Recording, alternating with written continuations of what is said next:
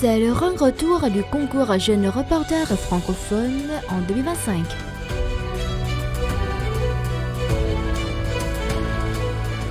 Cette nouvelle édition est placée sous la bannière percutante de la Journée internationale de la francophonie. Je m'éduque donc j'agis. Un thème puissant qui invite les jeunes à s'exprimer et à réfléchir au rôle central de l'éducation comme moteur de l'engagement citoyen et du développement dans l'espace francophone.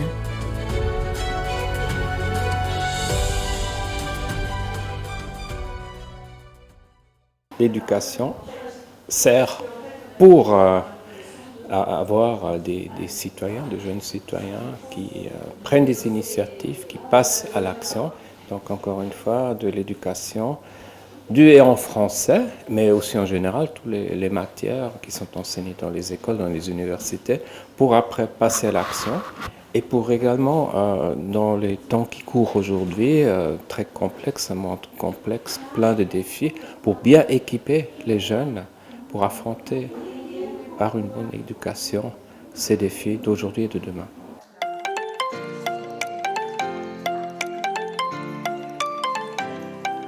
Depuis son lancement le 1er août, le comité d'organisation a accéléré la communication auprès de la jeunesse, notamment via les réseaux sociaux, un canal tout proche des étudiants.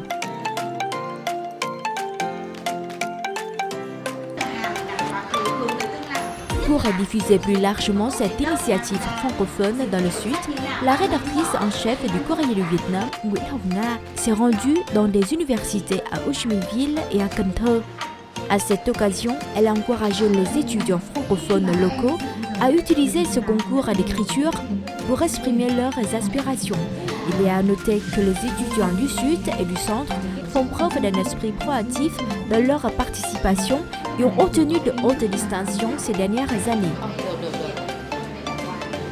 Et ces efforts inlassables du comité d'organisation ont porté fruit mûr. Pour cette 10e édition, un record du nombre de candidatures a été enregistré. L'édition 2025 marque un tournant avec 236 participants et 155 articles et groupes d'articles. Un record. La qualité des candidatures progresse. Le jury a noté un excellent niveau de français, parfois proche du niveau natif, avec des articles bien structurés.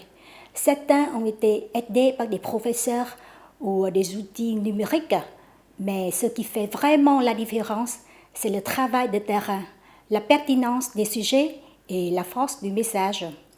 3 grandes tendances se dégagent, une francophonie engagée, des récits porteurs d'émotions et une volonté de traiter des thèmes actuels comme l'intelligence artificielle, l'écologie ou l'inclusion. Cette édition révèle une génération curieuse, talentueuse et profondément connectée au monde.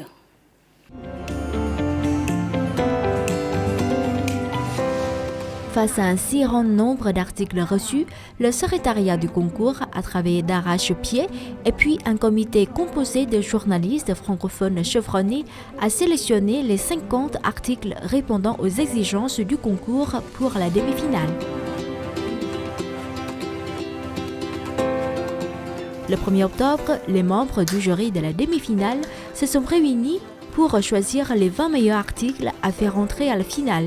Cette 10e édition a été marquée par une qualité d'articles jugée exceptionnelle et une nette amélioration de l'écriture des participants.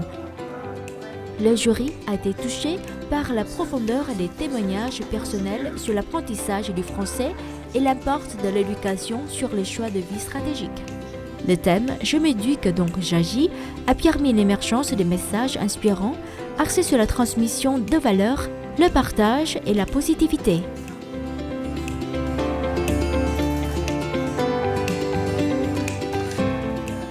Pour cette 10e édition, la qualité des articles était toujours excellente.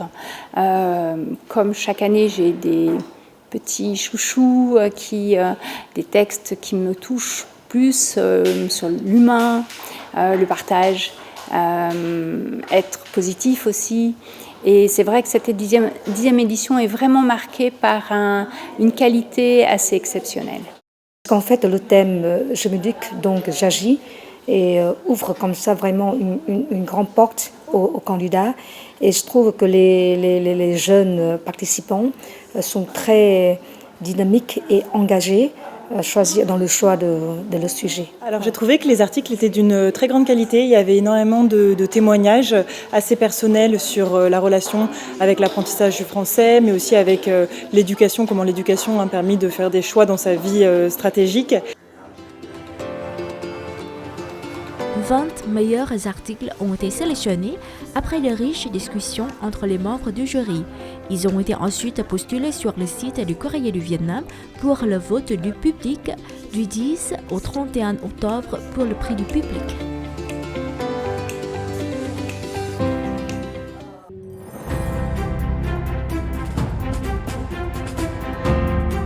Et c'est le temps de chercher le ou la lauréate pour cette 10e édition. La réunion finale a été organisée le 22 octobre avec les représentants des ambassades, délégations et institutions francophones au Vietnam.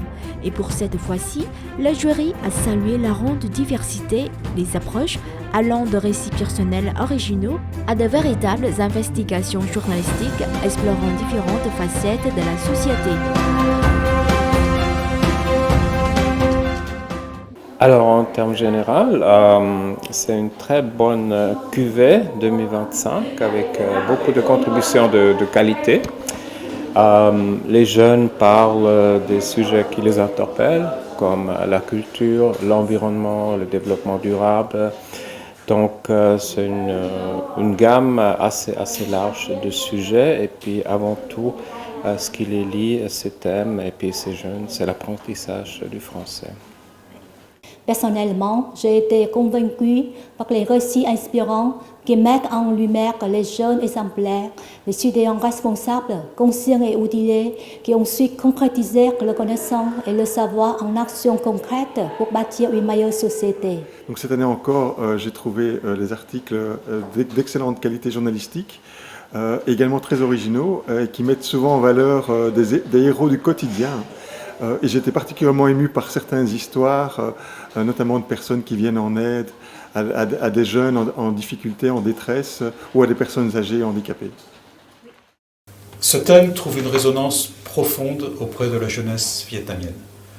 Les jeunes auteurs en ont fait un manifeste de vie. S'éduquer n'est pas seulement accumuler du savoir, c'est apprendre à transformer ce savoir en acte. Que ce soit à travers les clubs francophones de Can Tho, les projets solidaires à Sapa, les débats sur l'intelligence artificielle ou les initiatives de préservation du patrimoine, les participants démontrent que l'éducation est au cœur de l'action citoyenne.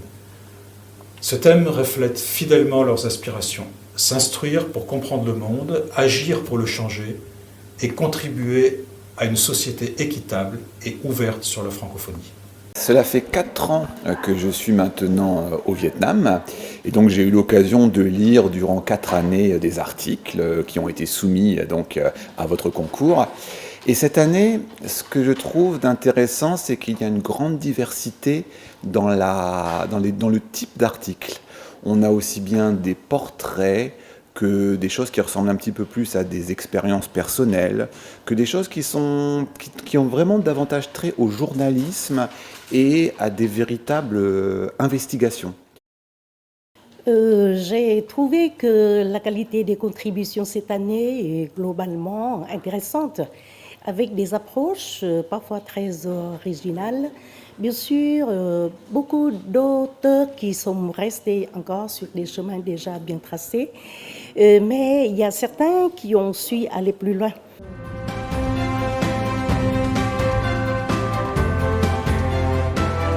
En fin du compte, le comité d'organisation a décidé de remettre 14 prix. Une édition exceptionnelle avec véritable pluie de récompenses.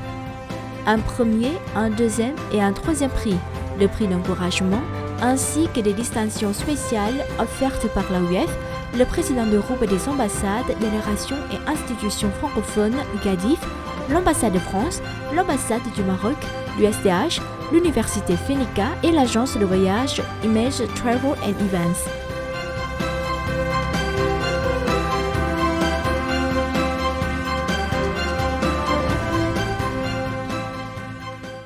Le thème « Je m'éduque donc j'agis » a été magnifiquement interprété par les jeunes.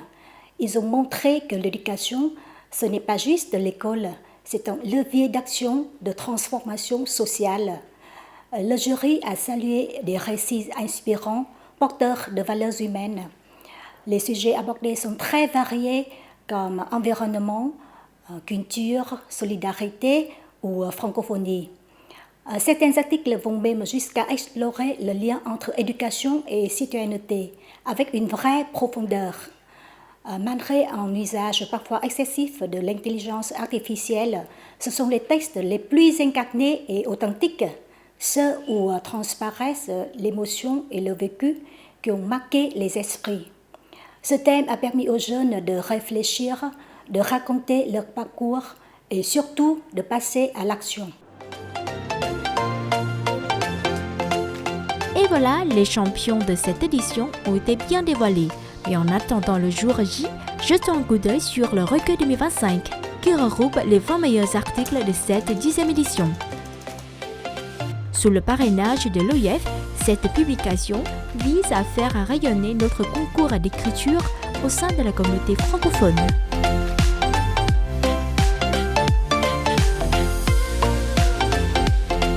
Après 9 éditions couronnées de succès, le concours Jeunes Reporters Francophones a reçu un soutien continu de nombreux sponsors, organisations internationales, ambassades, délégations et institutions francophones au Vietnam, ainsi que d'entreprises francophones. L'édition 2025 marque une nouveauté, la première contribution de l'Art Space, association œuvrant à la promotion de la culture vietnamienne auprès des jeunes français. Et voici les encourageants de sa fondatrice, Hoàng Thu Trang.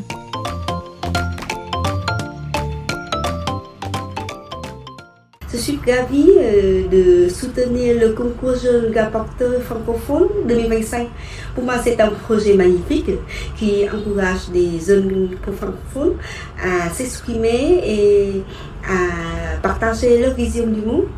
J'espère que cette édition va trouver de vrais talents et les belles histoires à raconter. Et félicitations et bonne chance à tous les participants. L'attente touche à son terme. Dans quelques instants, l'identité du grand vainqueur de ce jubilé, la 10e condition du concours Jeunes Reporters Francophones, sera révélée.